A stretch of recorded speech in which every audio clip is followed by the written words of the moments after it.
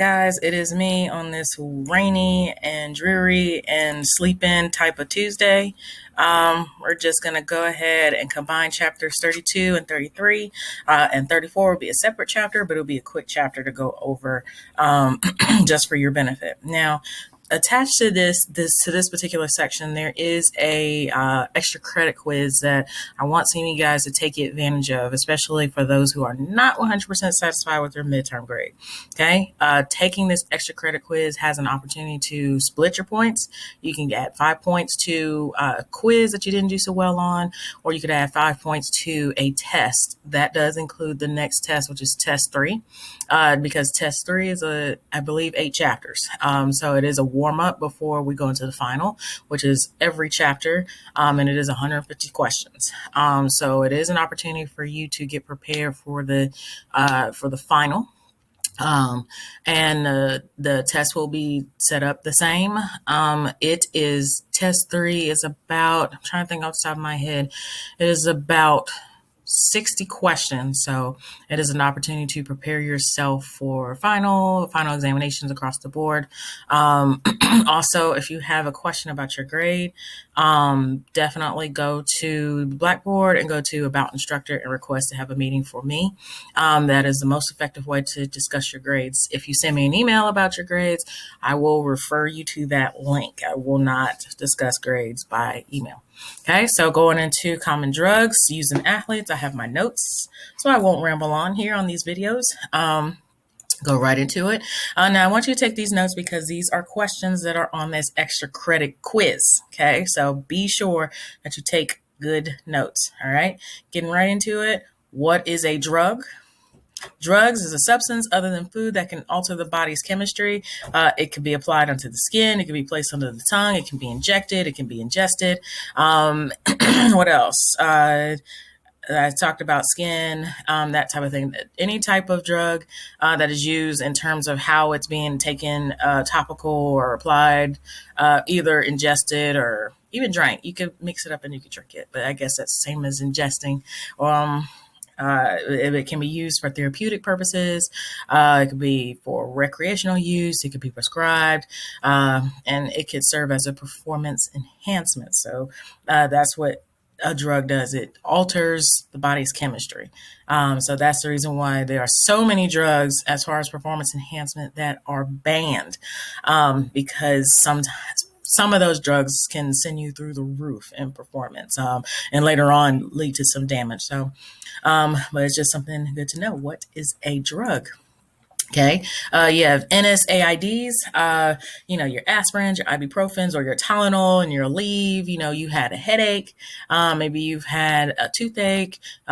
For my female friends who've had a cramp, those things, that's what NSAIDs are used for. Your Aleves, your Tylenols, sometimes your physician will give you a recommendation on the type of NSAIDs to take for your benefit. So you can always talk to your physician to get deeper details into that. Also, you have steroids.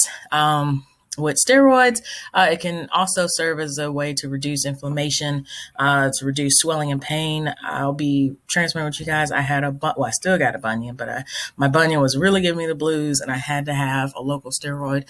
Of course, when the pain wore off, I thought I was going to die. But that's what local steroids do. They reduce the swelling and the pain. Of course, my foot doesn't feel like that anymore. Thank goodness. Okay. You have drugs that are good for for asthma. You have beta adrenergic drugs, if I can say it correctly. They help open up and maintain the airways. This is especially important. Okay, these drugs are important for opening up and maintaining the airways. So you want to think about your athletes that have asthma. Maybe you want to think about somebody who has exercise-induced asthma.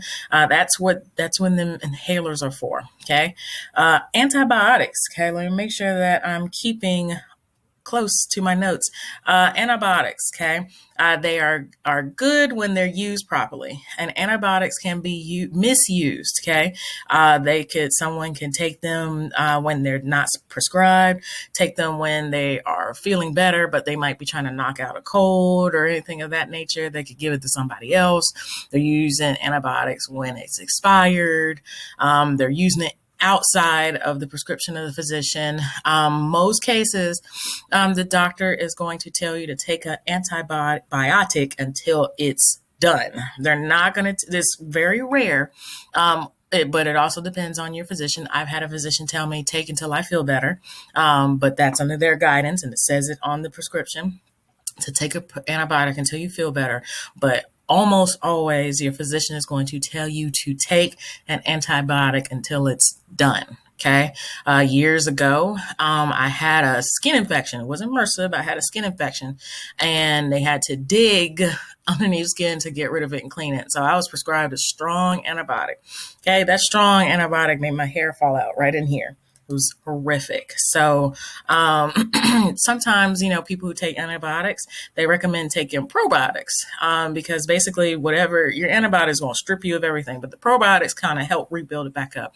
So oftentimes when it's rare when I'm on an antibiotic, but when I do get on an antibiotic, I do follow a probiotic always. Okay. But antibiotics are good for fighting bacterial infections to help the blood cells and your immune system kind of get in the right position to be able to feel better.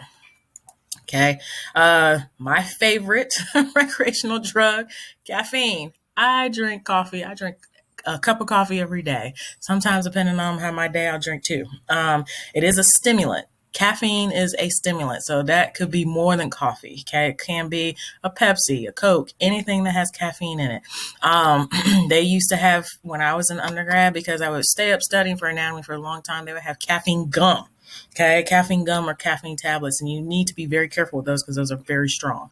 But it will dry out the body, completely dry out the body. So sometimes when I have my cup of coffee or I have 2 cups of coffee, I make sure I probably double up on the water. And it just also depends on the amount. I do drink a cup a day. So anytime I might go for an extended period of time without coffee, the first thing I go through withdrawal symptoms. I'll get a headache. I am not pleasant. I'll be very honest with you guys. But that's because, but also I do that just to kind of re-regulate my body into, not be so dependent on caffeine. But excessive amounts can be very dangerous in athletes. Excessive amounts really are dangerous on anybody because with it being a stimulant, stimulants increase the heart rate. So that's just something just to be mindful of and be careful of with caffeine. Just making sure I hit all my notes so you could get some extra points on the quiz. Tobacco. Okay. I hope none of you guys smoke. That's all I have to say. And if you do, maybe you should consider quitting. I come from a family full of smokers. Now smoking is a little bit more sophisticated because now you have smokeless tobacco and you have vaping. All of these are harmful. Smokeless tobacco and vaping, there's still a lot of research going on with that. However, smoking tobacco is still relevant and a regular thing. So if maybe you are one that smokes, consider quitting.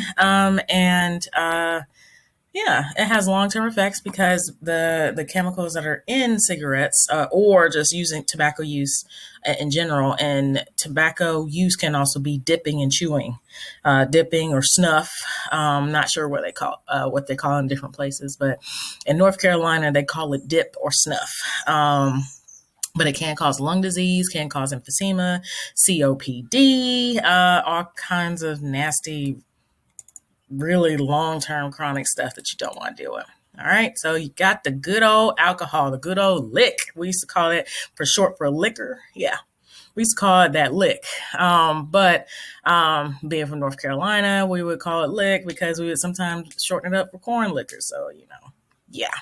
But of course, alcohol can be beer, wine, or any type of Hennessy or any type of Bacardi. Let's hope you guys that are under 21 are not touching this until you are over 21. That's my public service announcement. What it does, it's an alcohol, and I did put this note here, but alcohol is a depressant, okay? It slows the heart rate down, slows the breathing rate down, slows down the reaction time. That's the reason why it is highly recommended to not drink and drive. And I'm not just talking about have several drinks and drive. I'm talking about taking a sip. Don't do it, all right? So that's the reason why sometimes cirrhosis occurs, because it's a lot, especially when alcohol is used for a chronic period of time. It is hard on the liver because the purpose of your liver is to eliminate toxins. So it can be very hard on your liver to process. But yeah, so just things to be mindful of. Okay, this is also another important note about knowing the symptoms of an athlete who might be drinking. Okay, your athlete might experience vomiting or throwing up, stomach pain, might be confused.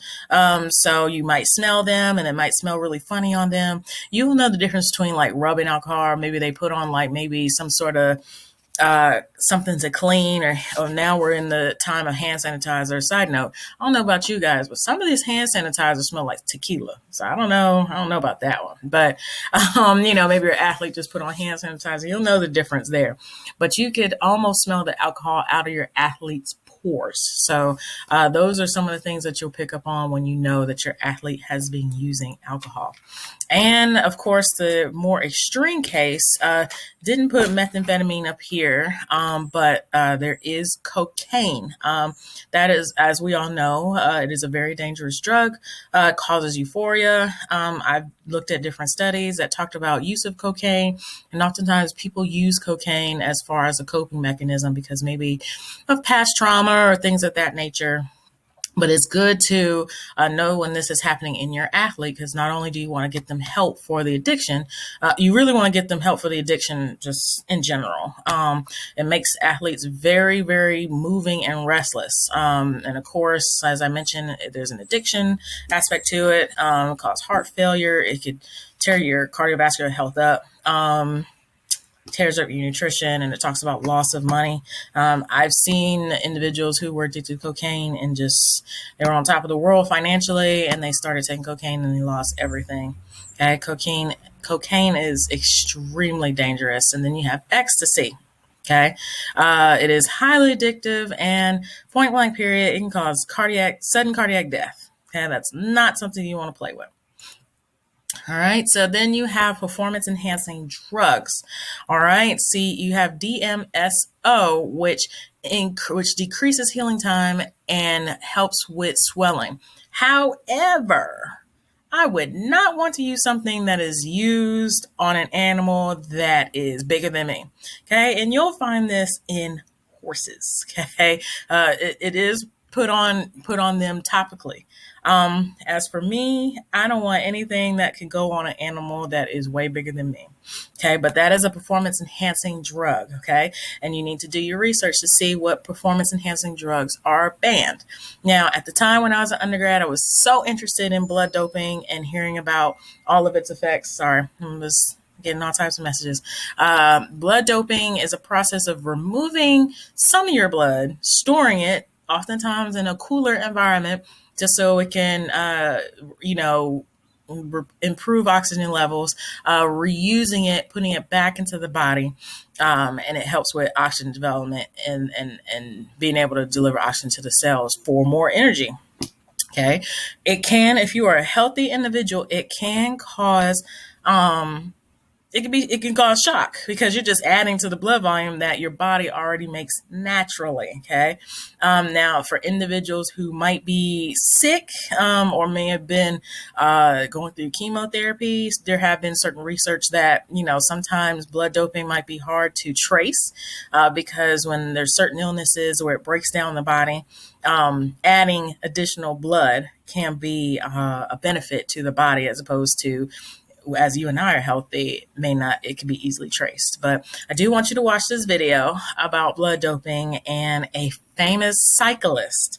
Make sure you listen for the famous cyclist that is mentioned in this video. I will not play it for you.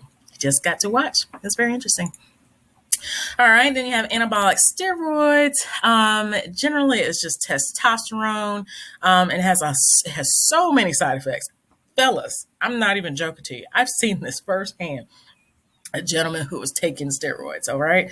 Not only did the breakouts occur, okay, they were swole, but the breakouts occurred.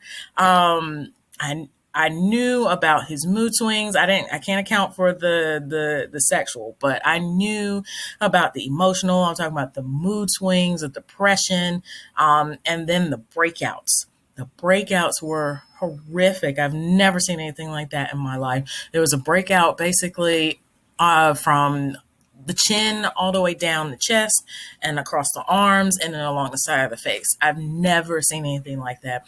But I knew this gentleman was on steroids when the mood swings were as bad as, I don't know. I'm just going to use me because, I mean, transparent moment, I go through PMS. So it was probably 200 times worse than what I would go through if I had PMS. It was intense. I don't think I've ever seen a guy act like that. But yeah, let's see, making sure I stay with my notes. There is a video that I posted on about the human growth hormone, which is banned because it is a performance enhancing drug. And you have GHB, okay, and it's basically another depressant. Okay, it might be good in terms of helping with anxiety because it calms the nervous system, but it could cause a seizure and it could put you in a coma. But people use it for muscle building. So these things are just so important for you to be mindful of about knowing which drugs are banned. Okay, I do encourage you to watch the video on human growth hormone. All right. So then, of course, you have your OTCs, your over-the-counter drugs. All right. So they can be as dangerous as a prescription drug. Okay. You hear all the time celebrities succumbing to accidental overdose of a lot of over-the-counter drugs. My policy is that if I take one thing over the counter, then I'm not taking anything else for at least 8 hours. Okay. Try to let it all flush out of my system. Especially things like NyQuil, taking the capsules or drinking NyQuil, those things are extremely strong. So you just need to be very mindful of when you take it, how you take it, and making sure you take it properly, and making sure you don't take it when it's expired. All right. So, and you want to dispose of your medications properly. Okay, you want to make sure that how you dispose of your medication, talk to your physician, talk to your primary care, but sometimes you can also look on your local television or your news station. Sometimes they offer drug disposal dates when you can dispose of drugs properly because gotten into the wrong hands, it can be fatal. All right, so now we're just going to go into weight control. Let me shrink this for you. Like I said, this is a pretty lengthy video, but it is combined for your benefit. All right. Oh, where'd it go? All right. So weight control, right? I will tell you this, the supplementation, nutrition, business is a booming business. So let's say, for example, I've been through this. I tell my students all the time when we're getting out of undergrad, unless you got a plan to go directly into graduate school or you have a plan to go directly into the workforce because you have a job lined up. But if you were like me at one point, had no idea where you want to work, the supplementation business is extremely booming, okay? Big. All right. And they thrive on the information that is learned in nutrition and weight control. Okay. How many of us want to lose weight? May not be on your mind, but it's on my mind now. Okay. It's just trying to lose weight. So, oftentimes we get involved in different supplements and different forms of nutrition, but hopefully this will dispel some of these rumors. I encourage you guys to, if you have the opportunity to get deep into nutrition and you want to stay in this profession, please get deep into nutrition. You get to know everything that you need to know. All right. So water rehydration guidelines. All right. So we talk about, or we've heard that they say drink a gallon a day, drink a gallon of water a day. Well, for some, it could be over hydration. Okay. You can actually do some damage if you drink too much water.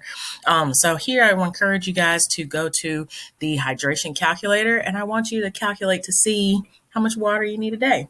For some, it might be just a simple, 3 liters. Okay. For some, it could be a gallon.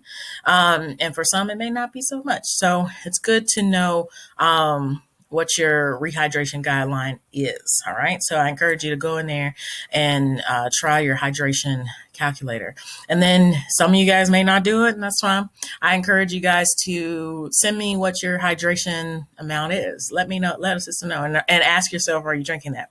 I will say this, in the times of flu and coronavirus, or COVID-19 rather, drinking water is so fundamental, is key. Okay. You can you could take all the supplements in the world. You could do all the onions, and I think it's like an onion, orange, garlic, something, whatever. Drinking your water never fails. All right. So going right into the vitamins. All right. You got your fat solubles, your DEAK. All right. And then you got the water solubles. The difference between fat solubles and water soluble vitamins come right out. Okay. Fat solubles take a little time to go through the body. All right. So, but your B complex and your C's, it's flushed out so quickly. But vitamin C, like you guys may have seen in another vitamin, whoop, lost it. Vitamin C, all right, comes right on out. All right. You don't want to take too much. And that's along with the other vitamins. You don't want to take too much simply because you can poison yourself with, not poison in terms of pass away immediately, but they always say too much of a good thing. So be mindful of how much. And I'll give you an example. I do take vitamin D3 because my physician said I'm low. FYI, just so everybody know, you were like, oh my God, I'm low too. In most cases, my doctor, actually my nurse practitioner, very friendly, she told me that most African Americans are going to be vitamin D deficient. Okay. And so she told me she's not going to prescribe me anything, but she did say that I need to take D3.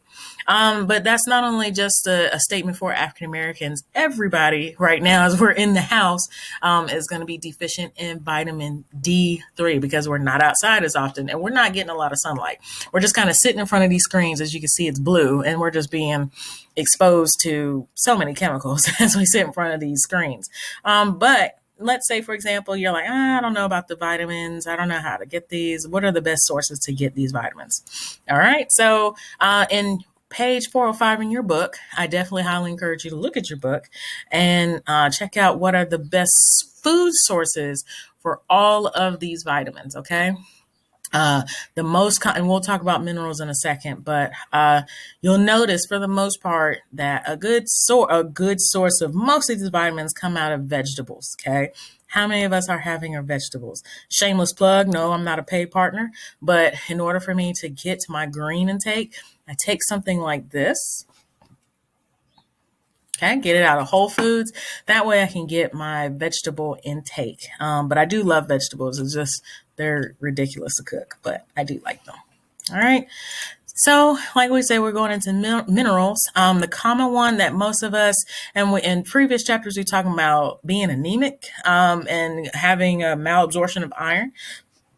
Iron is a critical one, okay, because in order for us to be able to be productive and exercise, iron is used within the blood to help be able to maintain oxygen levels, and that is a source of energy within your blood. So making sure you're not iron deficient is critical, and it can happen in anybody, whether it's men, women, whatever. All right. And so malabsorption is real. So I encourage you guys to definitely get more into leafy green vegetables. But if it's hard for you, because I understand, because like I said, cooking is ridiculous. There are other sources for getting your minerals in, and that is on page 406. Okay. And of course we talk about salt. Now I do like salt, but I'm also mindful of it and in moderation. Do I measure it? No, I don't measure it. However, I don't salt everything. Generally, when I cook with the salt in it. So, but just to be mindful, making sure that you are monitoring your salt intake. That is so important. All right. So carbs. Oh my God. We're so afraid of carbs, right? So carbs are good for you. It is an essential macronutrient. Okay. Because it serves as your energy source for a good number of exercises. When you are taking exercise or exercise physiology or physiology of exercise with Dr. Healer, he probably should have went over in terms of how carbohydrates are used during certain energy system processes to break down carbs for energy. Okay. But this is important. Shouldn't we?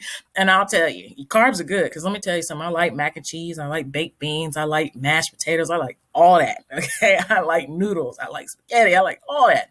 All right. But it's all about moderation. Okay. It's about taking in good carbs. I won't go into detail about good carbs and bad carbs, but ideally, Go to the things that are like, it's okay for some mashed potatoes every now and again, but the bad carbs are probably the cookies. So, but you do need carbs. You just need to know the difference between the good and the bad carbs. And fiber is an important carbohydrate. All right. So we tend to think, oh God, I don't want fiber. At least I was thinking it when I was in my 20s. I didn't want any fiber because I associated it with my grandmother. But let me tell you, at 36, fiber is your friend. All right. And I'm just not saying that, but fiber is good in terms of as far as eating. It's good for eating. And oftentimes fiber makes you feel full faster, but you got to stay hydrated, got to stay on your water. Go back to your water calculator.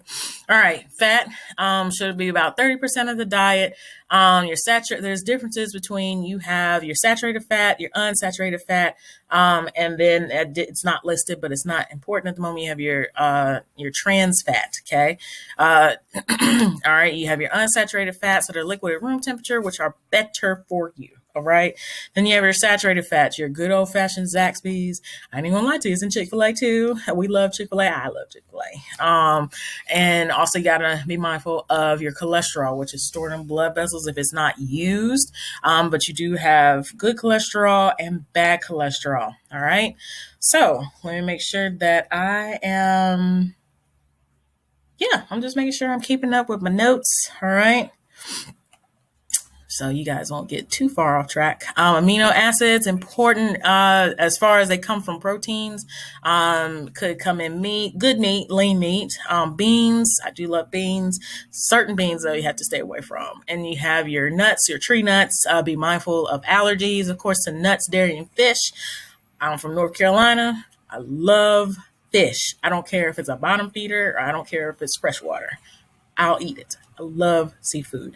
My goal is to retire in Maine, okay? Because anything that allows me to eat seafood every day, all day, I'm happy. The only seafood I don't like is lobster, but any type of seafood, I love it. So good for you. It's a good source of protein. All right. So you can take protein supplements, but you can, if you have a well-balanced diet, you can avoid the excess of taking of different supplements. Now, what people need to realize before going into the description of my plate, a diet is something that you eat. Okay. It could be however you decide you eat. All right. So, I don't know how to define it yet completely, but I'm not a huge red meat eater. Okay. Every now and again, when I'm on a date, when I get one, when I'm on a date, I'll go to a steakhouse. I'll enjoy a nice steak. And there's nothing wrong with me enjoying a nice burger, but it's not frequent. It's not always in my diet. It's not always something that I eat regularly. And even sometimes for me, I usually try to make sure that my diet is filled with protein. All right. So that's just kind of the understanding of what a diet is. Sometimes we think a diet is, oh my gosh, it's just reduction of calorie intake. It is not. Okay. It is the things that you are eating. Okay. That the regular things you're eating. All right. So balanced diets are the best thing for making sure that you're getting all the nutrients that you are missing from the body.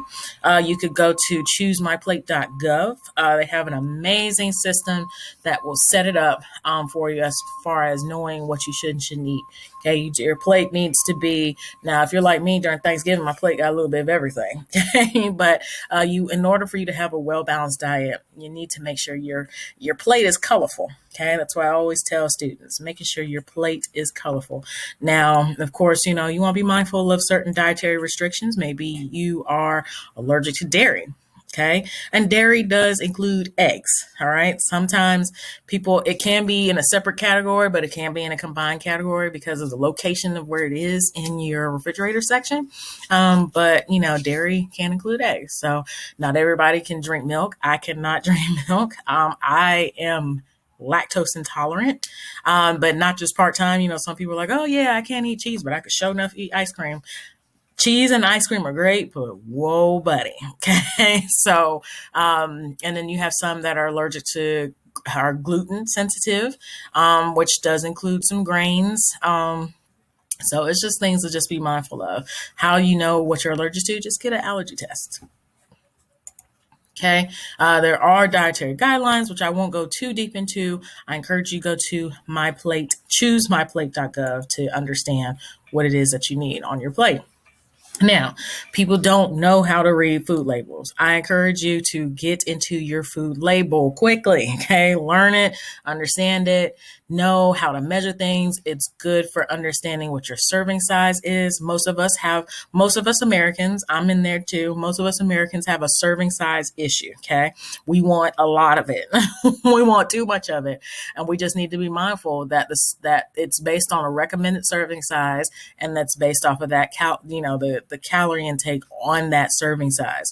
And so based off that serving size, you're going to be able to find out how much fat is in it. Your saturated fat, we talked about trans fat. Trans fat is your not so good fats, like not your Miracle Whip, but your canned cheese. Stay away from that. Okay, even though Cheese Whiz is good on a Philly cheesesteak straight from Philadelphia, but don't do it on a regular. Okay, the canned whipped cream, the Cool Whip, stay away from those as much as you possibly can.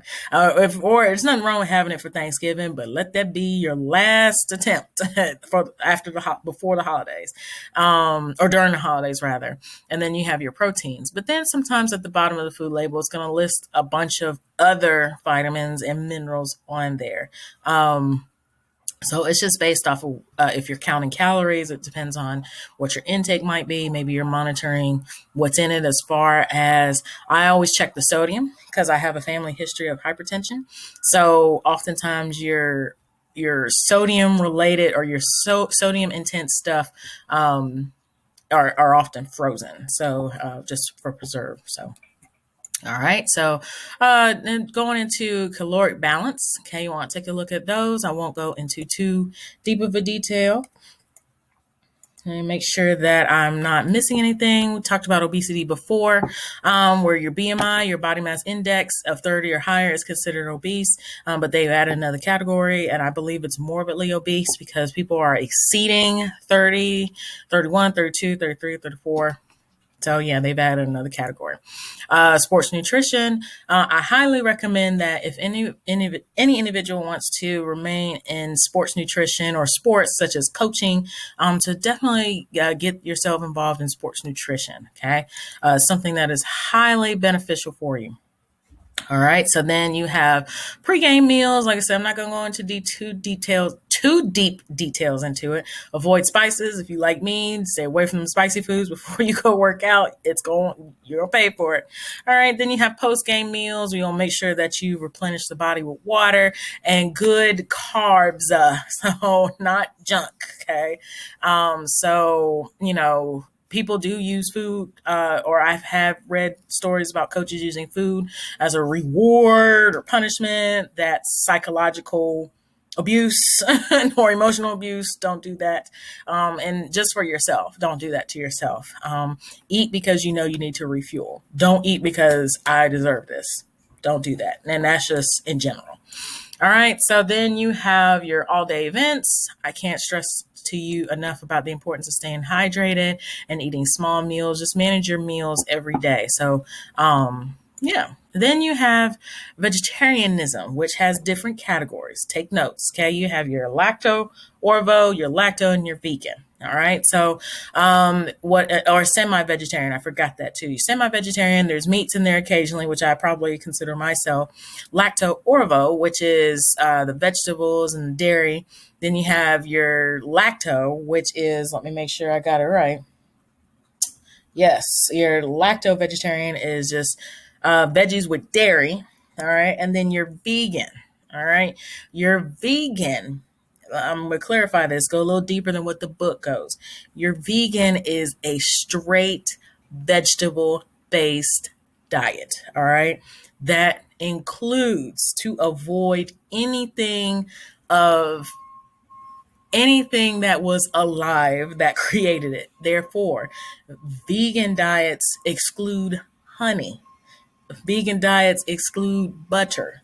Vegan diets exclude eggs. Okay. So it's so important because people say, I'm vegan, but you're still out there eating scrambled eggs. Okay. So that's just not the case.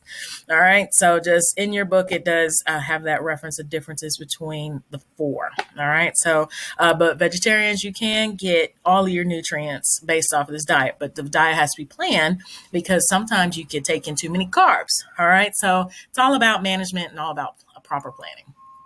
All right. So, it's so important to be mindful of these uncommon practices. You do creatine supplementation, herbal supplements. That's what I usually do. I usually take a lot of vitamins, for various reasons. So just making sure that, my system is cleaned out. I'm also trying to lose weight, that type of thing. So, all right, so I'm gonna wrap it up here because this video is very long. It's 35 minutes. So, and I'll go on to the next video.